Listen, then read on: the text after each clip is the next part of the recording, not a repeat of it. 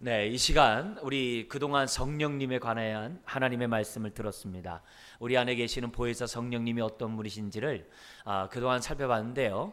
이 시간에는 그 보혜사 성령님 우리에게 보내주시는 그 하나님이 어떤 분이신가, 우리 좀 믿음적인 실제 신앙생활의 그 입장에서 우리가 하나님을 좀 우리가 알고 배우기를 원합니다. 그래서 우리가 이제 하나님은 누구신가에 대한 그 강의의 말씀을 우리가 들으면서 그만큼 보혜사 성령님과 가까운 것처럼 우리 성부 하나님하고도 가까운 저와 여러분들이 되었으면 좋겠습니다. 오늘은 이제 첫 번째 시간으로 상한 갈대를 꺾지 아니하시는 하나님에 대해서 우리가 살펴보겠는데요. 앞으로 우리가 살피고 또 우리가 이 하나님에 대해서 알아야 될 그 말씀을 우리 한번 보면 좀 내용이 이렇게 많습니다만 이 내용을 우리가 좀 하나님에 대해서 배우려고 합니다. 그래서 제가 첫 번째 하나 둘 셋 한번 읽어봐 보도록 하겠습니다. 네, 첫 번째, 상한 갈대를 꺾지 아니하시는 하나님. 둘째, 우리의 선한 목자가 되시는 하나님. 셋째, 모든 것을 선하게 바꾸시는 하나님. 넷째, 거룩하신 하나님, 돌이키시고 회복하심. 다섯 번째, 교제를 회복하시는 하나님. 여섯 번째, 생수의 강을 주시는 하나님. 일곱 번째, 뜻에 순종하는 것을 기뻐하시는 하나님. 여덟 번째, 믿음을 굳세게 하시는 하나님. 아홉 번째, 성령을 통해 역사하시는 하나님. 우리가 하나님에 대해서 많은 우리가 이 말씀을 통해서 배웁니다만 우리 신앙생활에서 실제적으로 우리가 믿는 하나님이 어떤 하나님이신지 알아가지고 좀 생활에 좀 우리가 이렇게 초월해 계시고 나와 삶에 이렇게 무관하고 그냥 멀리만 계시는 분이 아니라 나와 가까이 계시는 그 하나님을 이렇게 우리가 느끼고 또 우리가 하나님과 친밀했으면 좋겠어요. 신앙생활은 하나님을 알아가고 하나님을 알려주는 것이 신앙생활이잖아요. 그런 의미에서 우리가 하나님을 알되 머리로만 아는 게 아니라 인격적으로 알아가야 되잖아요. 그러려면 삶에서 하나님을 만나야 되잖아요. 그죠? 그런 의미에서 우리가 삼위일체 하나님에서 우리 아버지가 되시는 우리 하나님에 대해서 우리가 좀 더 알아갔으면 좋겠어요. 왜냐하면은 올바른 하나님에 대한 지식이 있어야 그 믿음이 올바르거든요. 하나님에 대한 지식이 잘못되면 믿음이 잘못될 수밖에 없어요. 그래서 우리들이 하나님에 대해서 우리가 올바로 우리가 알 때 하나님을 오해하지 않고 또 오해하지 않을 때 우리는 어떻게 돼요?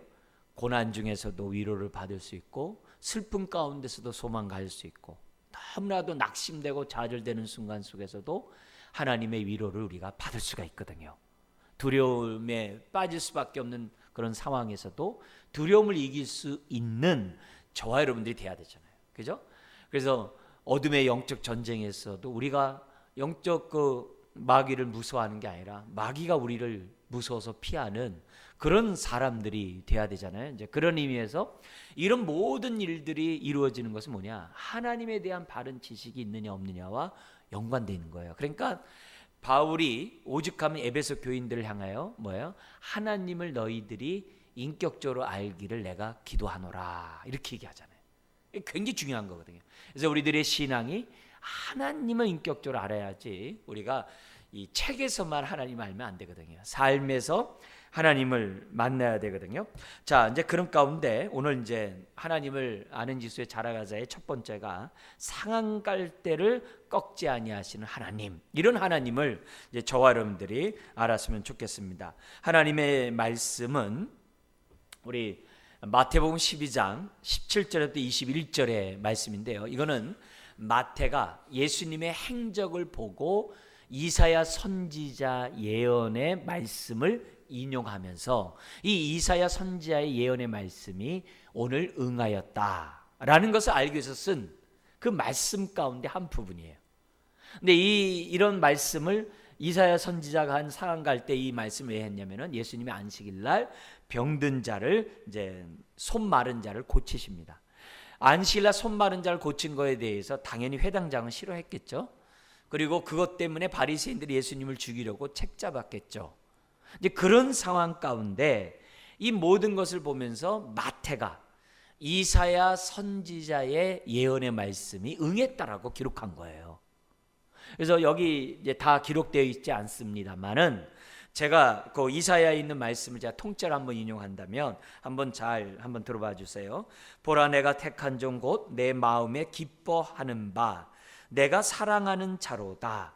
내가 내 영을 그에게 줄 터이니 그가 심판을 이방에 알게 하리라. 그는 다투지도 아니하며 들레지도 아니하리니, 들레다는 얘기는 소리 지르다 이 말이에요. 소리 지르지도 아니하나니 아무도 길에서 그 소리를 듣지 못하리라.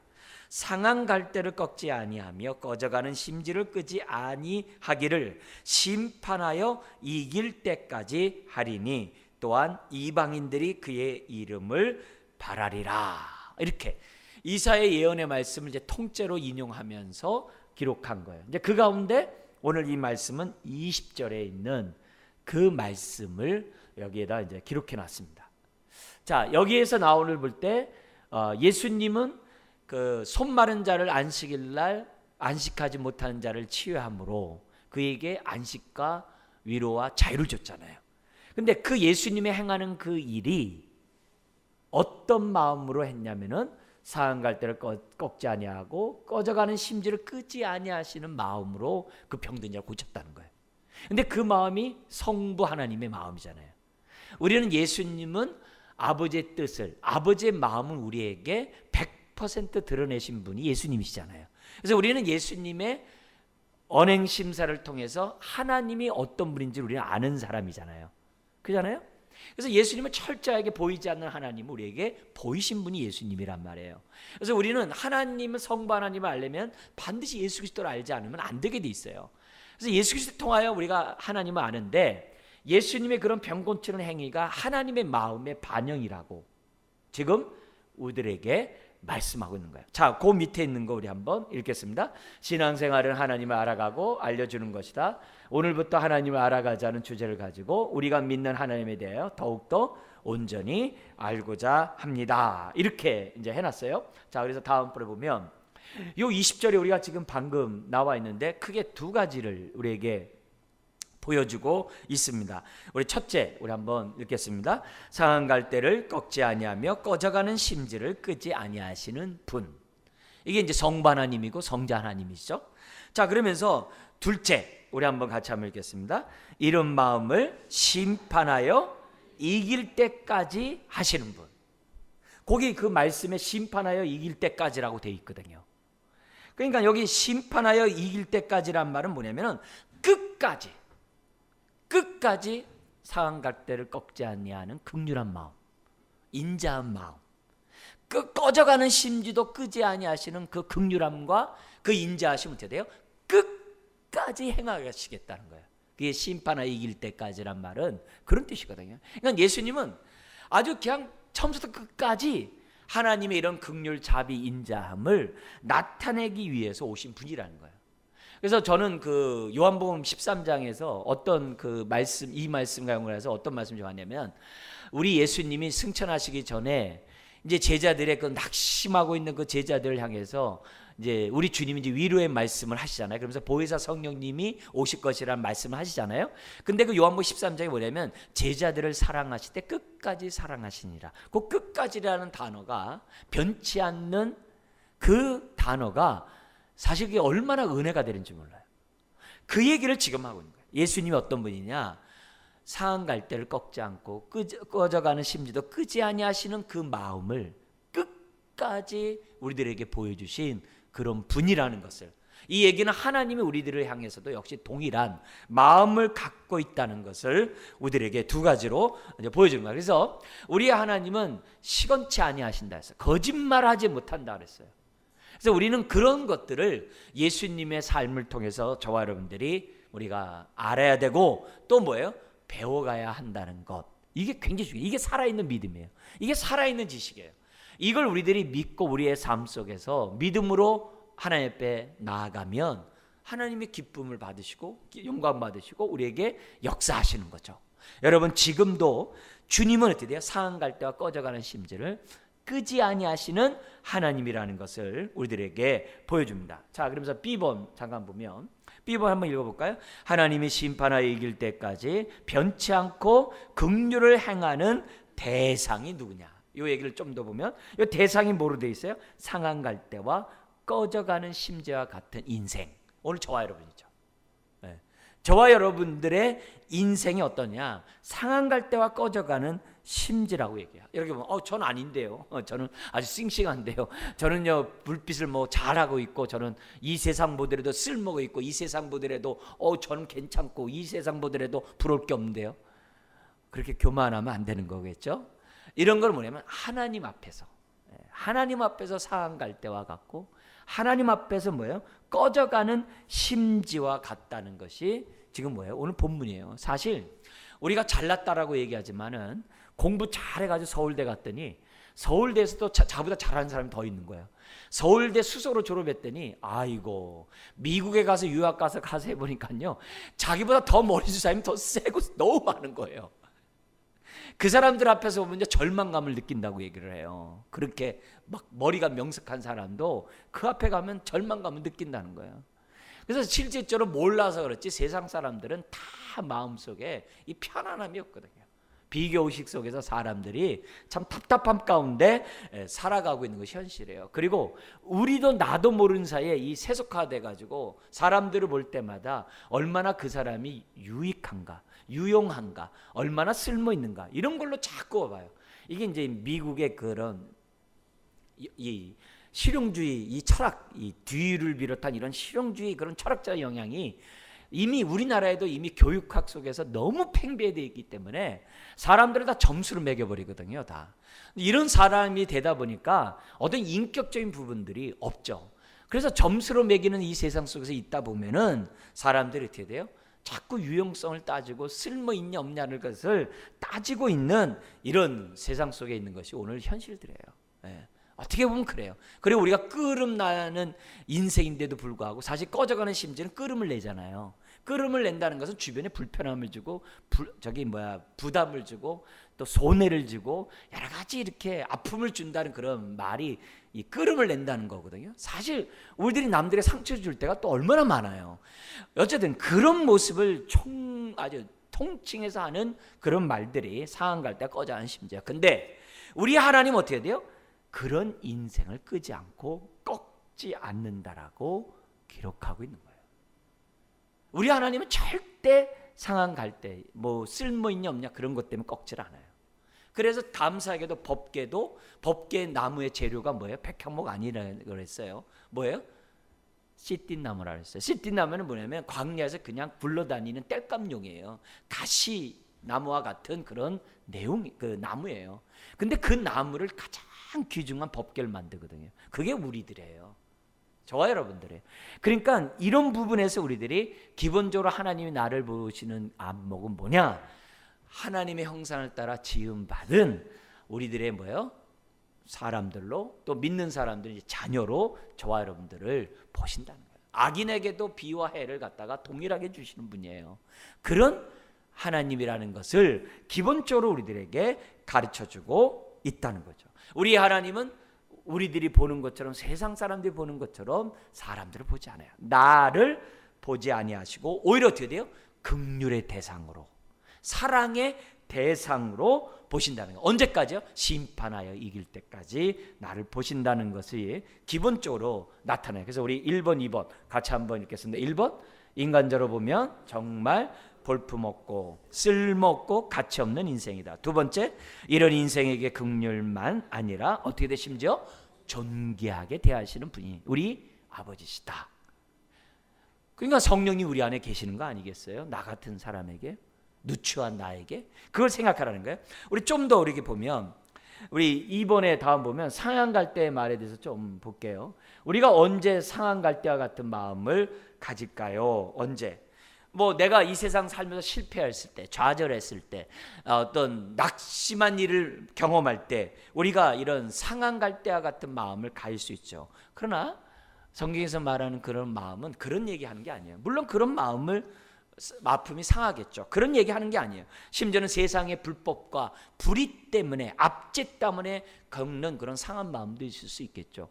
물론 그런 것도 상한 마음이겠지만은 근본적으로 이 상한 마음은 다른 마음보다도 하나님 앞에서 갖는 마음이에요. 기본적인 게 하나님 앞에서 갖는 마음이 바로 상한 마음이라는 거예요. 상한 마음. 그러니까 세상에서 느끼는 어떤 그런 것들보다는 하나님 앞에서 갖는, 느끼는 그런 마음, 이런 마음을 갖고 있으면 우리 하나님 되되요 누구보다도 긍휼히 여기시고 그 영혼을 존귀 여기신다는 거예요. 그래서 우리 예수님이 산상수훈에서 팔복을 얘기하셨잖아요. 그 팔복 가운데서 우리가 첫 번째 복이 뭐예요? 심령이 가난한 자는 복이 있다 그랬잖아요. 바로 그 심령이 가난함은 어디서 느끼는 마음이에요? 하나님 앞에 섰을 때 우리가 느끼는 마음이잖아요. 그래서 예배가 소중한 거고 우리가 십자가 앞에 서는 것이 그래서 소중한 거죠. 왜요? 예배 앞에 서고 십자가 앞에 서면 상한 마음 갖지 않은 사람 아무도 없거든요. 하나님, 이 불쌍한 죄인을 하나님 긍휼히 여겨주세요. 그런 마음을 겸손히 안 가질 사람이 없거든요. 근데 그런 사람들에게서 뭐예요? 100% 상한 마음을 갖고 있는 그 마음을 좌절하도록 내버려 두지 않아요. 우리가 어려운 일을 겪었어요. 예를 들어서요, 세상에서 많은 낙심되는 일을 겪었어요. 근데 그런 마음 가지고 하나님 앞에 기도를 해요. 하나님 빨리 도와주세요. 그러는데 여러분, 정말 하나님을 올바로 아는 사람은 그거 도와주세요라고 목적 기도로 끝납니까? 그렇지 않거든요. 내가 이 기도응답 받기 위해서 목적 기도로 하나님 앞에 나왔어도 하나님의 임재 앞에 딱 쓰면 어떻게 돼? 사람들이 하나님 저를 긍휼히 여겨주시고 저를 불쌍히 여겨주세요. 그 기도부터 나온다고. 그리고 나서 바라건대 내가 지금 이런 어려운 일을 이렇게 겪고 있는데 이 문제를 내가 정말 문제에서 해결받을 수 있도록 하나님 나에게 지혜도 주시고 내가 이 문제를 감당할 수 없으니까 감당할 능력도 주시고 나를 좀 도와주세요. 이렇게 기도하지 그냥 하나님 앞에서 자기의 긍휼한 마음, 이렇게 가난한 마음을 갖지 않고 도와주세요 이렇게 기도 안 하거든요. 그죠? 그리고 또 우리의 기도 제목이 응답받으려면 어떻게 돼요? 상한 마음이 있는 가운데 기도를 해야 응답받죠. 물론 초신자들은 상한 마음 없이도 그냥 막 기도만 하면 하나님이 막 기도 안 해도 막 응답해 주는 일이 많이 있습니다만, 그러나 우리 신앙이 어느 정도 잘하고 어느 정도 이렇게 신앙 잘하는 사람들은 항상 이 상한 마음으로 아뢰잖아요. 그죠? 막 씩씩거리고 분노하고 막 화가 나서도 하나님 앞에 나가면 마음이 차분해지고 상한 마음으로 하나님 하면서 내가 분노해서 미안해요, 뭐 저기서 미안해요 이렇게 한 다음에 그런데 열받아요 이렇게 기도하잖아요. 그게 우리들이지 처음부터 막 그냥 하나님 앞에서 막 고개 뻣뻣하는 사람 없잖아요. 그런 마음을 갖고 있는 사람들에 대해서 하나님이 어떻게 돼요? 꺾지 않으세요. 내버려 두지 않는단 말이에요. 좌절하거나 막 낙심다 내버려 두지 않아요. 그런 마음을 하나님이 위로해주고 격려해주고 응답함으로 하나님이 어떻게 돼요? 그 사람을 위로해 주신다라고 성경 우리들에게 가르쳐주고 있다는 거예요. 그래서 여기서 말한 이 상한 마음은 우리들이 정말 이 하나님 앞에서 갖는 마음이라는 것을 기본적으로 가져가지고 여러분 기도 제목 가지고 나올 때마다 항상 무슨 마음으로 나가야 돼요? 상한 마음으로 항상 하나님 앞에 기도를 하셔야 돼요. 그런 마음을 가질 때 그게 이제 겸손한 마음이잖아요. 그런 마음을 하나님이 응답해 준다는 거죠. 자, 이런 의미에서 우리 한번 볼게요. 1번에 보면 우리 A 한번 읽겠습니다. 시작. 하나님 앞에서 느끼는 상한 마음이다. B번 세상에서의 육적인 상한 마음과 달리 하나님 앞에서의 영적 상한 마음이다. C번 육적 상한 마음을 통하여 사람들은 영적 상한 마음을 갖게 된다. 이런 게 은혜예요. 이런 게 은혜예요. 이런 게 은혜예요. 그래서 내 문제를 해결하려고 하나님 앞에 나가서 막 떼쓰다가 어느 순간 딱 보니까 미안해요. 그래요. 내가 몰라서 좀 때를 썼으니까 하나님 좀 봐주시고 미안하고 하나님 그런데 속상한 걸 어떻게 해요. 그렇지만 하나님 이런 마음을 무엇보다도 꺾지 아니하시는 이런 마음을 주신 주님 감사합니다. 이런 마음을 이제 갖는다는 거죠. 다음 번 해보죠. 우리 하나님은 절대로 이게 뭐냐 결코 상한 마음을 꺾지 않으세요. 왜냐하면 한번 읽겠습니다. 시작. 왜냐하면 하나님의 자비와 긍휼은 나의 상한 마음보다 크시기 때문이다. 이걸 항상 생각하셔야 돼요. 이걸 항상 생각해야 돼요. 이제는 끝났다. 그것보다 더 큰 마음을 갖고 계신 분이 하나님이세요. 예. 우리들이 왜 그런 하나님이 이것을 허락했는가를 생각해 보면은 이제 지혜가 우리들이 살아나게 되는 거죠. 그러므로 세 번째, 우리 한번 읽겠습니다. 그러므로 은혜의 보좌 앞에 때를 따라 돕는 은혜를 얻기 위하여 담대히 나아가야 된다. 혈루증 여인처럼, 12해 동안 혈루증 여인 앓았던 그 여인처럼 저와 여러분들은 하나님 보좌 앞에 나아가는 그런 자세를 가져야만 한다는 거죠. 이렇게 에스겔 34장 16절 보면 이렇게 돼 있어요. 그 잃어버린 자를 내가 찾으며 쫓기는 자를 내가 돌아오게 하며 상한 자를 내가 싸매주며 병든 자를 내가 강하게 하려니와. 이게 이제 하나님이 우리에게 갖고 있는 기본적인 마음이에요. 심지어 베드로가 예수님을 부인했어도 여전히 긍휼히 여기시는 분이에요. 그걸 잊으면 안 돼요. 그런 하나님을 우리가 믿고 보좌 앞에 나아가면은, 아주 끝까지 나아가면은 하나님이 우리들에게 은혜를 베푸시는 줄 믿습니다. 하나님은 상한 갈 때는 어떻게 돼요? 절대 꺾지 않으세요. 네.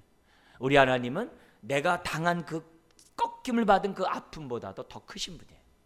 우리는 12의 혈루증 여인처럼 가서 주님의 옷자락을 붙잡는 거예요. 그게 우리가 뭐예요? 하나님의 마음을 이해하는 거고 하나님을 기쁘게 하는 거예요. 그게 하나님 기쁘게 하는 거예요. 그런 자세를 저와 여러분들이 잊어서는 안 됩니다. 자, 그 다음에 꺼져가는 심지에 대해서도 우리 좀 한번 볼까요? 1번 한번 읽겠습니다. 비록 연기를 내고 끓음을 내고 있지만, 그런 인생이지만 그래도 어떻게 돼요? 불꽃이 있다. 이게 참 놀라운 것 같아요. 이게 뭐냐면 하나님의 이 긍휼한 마음을 갖고 믿음을 갖고 있는 사람들을 보면 믿음이 있잖아요. 근데 그 믿음이 불꽃과 같아요. 예. 근데 그 불꽃이 너무나도 이게 사그러질 것 같지, 작은 것 같지만, 끓음도 내지만 그래도 뭐는 있어요? 불꽃이 있다는 것이 굉장히 소중해요. 그래서 2번 한번 읽겠습니다. 하나님은 우리의 지극히 작고 연약하고 부족한 믿음을 결코 뭐 한다고요? 소홀히 여기지 아니하신다는 사실을 잊어서는 안 돼요. 상한 갈대를 꺾지 않는 것처럼 내가 비록 끓음을 내는 나의 그 작은 믿음이라도, 심지어는 뭐예요? 연약한 믿음이라도, 정말 남에게 내세울 것이 없는 믿음이라도 우리 하나님 어떻게 해야 돼요? 그 믿음조차도 귀히 여기세요. 그리고 그 믿음을 통해서 하나님은 일하세요. 역사하신다는 사실을 우리는 잊어서는 안 돼요. 그래서 세 번째 한번 읽겠습니다. 여기서 중요한 것은 나에게 그런 불꽃, 겨자씨만한 믿음이 있는가? 그게 오늘 우리들에게 소중하다는 거예요. 그래서 내가 작은 믿음에 대해서 그러면 안 돼요. 오히려 이 작은 믿음도 꺼지 아니하시고 오늘 나를 갖다가 이렇게 이끄시는 하나님의 은혜에 대해서 감사하고, 또 다른 사람에 대해서 우리가 뭐 하지 말아야 돼요? 그러면 안 돼요. 다른 사람도 비록 꺼져가는 그 불꽃이라서 남에게 끓음도 내고 상처도 주고 아픔을 줘도 그가 하나님을 나의 아버지 나의 주님이라고 예수님을 고백한 그 작은 끓음을 내는 그 믿음이라 할지라도 우리가 어떻게 돼요? 소중히 여겨서 불이 살라오르도록 저와 여러분들이 어떻게 돼요? 도와주는 그런 마음들을 기본적으로 가져야만 한다는 거죠. 그래서 우리 주님께서는 바로 이 작은 불꽃도 꺼지 아니하시는 하나님이신 것을 저와 여러분들은 잊어서는 안 돼요. 저는 그 시편 66편 18절에서 20절의 말씀 참 좋아해요. 거기 보면 뭐가 있냐면은 우리 주님은 죄악을 품으면 기도에 응답하지 않는다고 했어요. 그게 18절에 나와요. 근데 그것만 딱 끝나면은 절망인데 19절 20절에 놀라운 메시지가 있어요. 뭐라냐면은 죄악을 품은 저와 여러분들이라고 하더라도 우리가 믿음으로 하나님 앞에 기도하면 우리의 기도에 귀를 기울이신대요. 할렐루야. 그게 감사한 거예요. 감사한 거예요. 왜냐? 예수 그리스도를 믿는 순간 자녀가 되었기 때문에. 여러분, 우리 자녀가 부모의 마음을 속썩이고 정말 어떻게 저놈이 내 자식이지 이렇게 생각난다 하더라도 그 아이가 엄마 하면 어떻게 돼요? 고개를 픽 돌려서 쳐다보는 게 모든 부모예요. 그러지 않은 부모 아무도 없어요. 우리 하나님도 똑같다는 거예요. 우리 하나님도 똑같다는 거예요. 그래서 내가 죄악을 품으면 하나님 안 들어? 그러면 기도할 필요 없네? 그러지 말고, 내가 죄악을 품는 그런 가운데 있다 할지라도 내가 주의 이름을 부르면, 아버지의 이름을 부르면 하나님은 우리 기도에 뭐 한다고요? 귀를 기울이신다. 그런 하나님, 우리의 죄악보다 뭐 하신 분이야? 크신 분이에요. 우리는 상대방의 죄악보다 작아가지고 마음이 꽁하고 마음을 닫고 나에게 끄름을 내는 인생에 대해서 우리가 귀를 확 닫아버리고 우리가 뒤를 탁 돌아버리지만, 우리 하나님은 귀를 닫으신 적이 없어요. 우리 하나님은 돌아 앉으신 적이 없어요. 야고보서 1장에 있는 것처럼 우리 주님은 그림자가 없어요. 우리를 향한 그 얼굴은 변함이 없어요. 그걸 오늘 우리가 믿는 하나님에 대해서 잊어서는 안 돼요. 그래서 내가 지극히 작은 믿음이라도 하나님을 나의 아버지라고 믿고 있으면 주의 이름을 부르자, 이게야. 아버지 하자, 이게. 그래서 저 어렸을 때, 이 고등학교 때 이렇게 교회 가서 이렇게 기도하다 보면은 우리 성도님들이 찬송을 부르는데 다 얼마나 참 재미나게 부르는 줄 몰라요. 우리 갑자기 이가 나 같은 죄인, 정말 살리사 있잖아요. 그걸 갖다가 어려운 말도 안 해. 아버지 하면서 계속 곡절을 불러요. 아버지, 아버지. 어떤 분들은 아멘, 아멘 하면서 그 곡절 계속 불러요. 그래서 제가 고등학교 때 이렇게 교회 가서 이렇게 보면은 어느 성도님들이 막 이렇게 뭐 아버지 하면서 막 그 노래를 갖다 그냥 아버지만 불러요. 그러면 제가 저런 가사가 있나 보다. 또 어떤 분은 또 아멘 곡절만 집어넣어서 아멘 이렇게 하고, 어떤 분은 주여 하면서 계속 그 곡절만 불러요. 그런가 보다. 근데 우리 그 당시 목사님이 찬송가 가사, 우리 찬송가 있으면은 거기다가 막 열 몇 절을 막 이렇게 붙여가지고 막 이렇게 인도하셨던 분이에요. 그래서 교회 찬송가가 보통 웬만 찬송가 4절까지 있잖아요. 근데 그 교회에서, 제가 다니던 그 교회에서 그 찬송가는요 막 10절 막 20절 이렇게 있어요. 그러면 그거 부르면서 막 그 목사님이 그걸 거기다 이렇게 다 집어넣어가지고 부르는 거야. 그러면은 되게 은혜스러워요. 예? 한 번 찬송 부르면 30분은 그냥 가니까 그냥 각조로 그냥 하니까 리듬이 알잖아요. 그러니까 성도님들이 부르다가 안 되면 아멘, 아멘, 아멘, 아멘 이렇게 하면서 막 불러요. 근데 그게 어렸을 때 이렇게 들으면서 그게 있잖아요. 이렇게 막 거부감이 되는 게 아니라 저런 곡조가 있나 보다, 저런 곡조가 있나 보다, 이렇게 받아들였어요. 그래서 저도 이렇게 기도하다가 갑자기 찬송 부르면요, 그 성도님이 했던 것처럼 아멘, 아멘, 아멘 하면서 그 리듬을 따라 불렀다고. 근데 그게 굉장히 소중한 거예요. 그런 가운데서도 하나님의 이름을 부르면 하나님이 어떻게 돼요? 정말 아멘하게 하고 정말 감사하도록 하나님이 도와주신다는 거죠. 우리 하나님은 심판하여 이길 때까지 우리를 지켜주신다 그랬어요. 하나님의 긍휼함을 절대 외면하지 않아요. 지극히 작은 믿음이라도 하나님은 소중히 여기니까 내가 이 같은 끄름나는 내 인생 기도 들어줄까? 그러지 마세요. 상한 갈대와 같은 내 인생 기도 들어줄까? 그러지 마세요. 그냥 우리는 작은 믿음이라도 하나님께 기도하면 귀를 기울이시는 주님인 줄 믿습니다. 우리 하나님 앞에서 체면 차리지 마세요. 하나님 앞에서 그냥 부르짖으면 돼요. 그러면 하나님이 우리의 작은 그 심지도, 꺼자는 심지도, 끄름내는 인생도 끄지 아니하시는 줄 믿습니다. 자, 그러면 네 번째 우리 한번 봐요. 거기 보면은 그럼 하나님이 이렇게 하시겠다면 우리는 어떻게 하는가? 우리 한번 1번, 2번 같이 한번 읽겠습니다. 1번 시작. 상한 마음을 하나님 앞에서, 말씀 앞에서 갖도록 하자. 두 번째, 그리고 내가 꺼져가는 심지와 같은 믿음을 가졌어도 감사하고 당당하자. 하나님이 결코 우리를 버리지 아니하시고 최후 승리를 얻게 하실 것이다. 할렐루야. 그러니까 우리가 하나님 앞에서 늘 이런 상한 마음, 하나님 앞에서 이런 담대한 이런 믿음, 이런 것들을 끊임없이 갖는 것이 하나님의 기쁨이 되는 거예요. 이렇게 갖는 것이 하나님께 영광이 되는 거예요. 그러니까 하나님 오해하지 말자는 거죠. 그래서 우리가 그런 마음을 기본적으로 우리들이 가질 때 우리들이 어떻게 돼요? 우리 하나님은 약한 자의 약점도 감당하시는 분인데 우리들의 이런 연약함을 감당하지 않겠냐 이게요. 능히 감당하신다는 생각하고 하나님 앞에 우리예요. 내 인생을 확 맡기셔야 돼요. 그냥 조금만 맡기지 마시고 완전히 그냥 100% 확 맡기세요. 가끔 우리 저기 시완이나 이런 어린 애들 보면은 높은 데서 막 뛰어내리잖아요. 그러면 뭐 어떻게 돼요?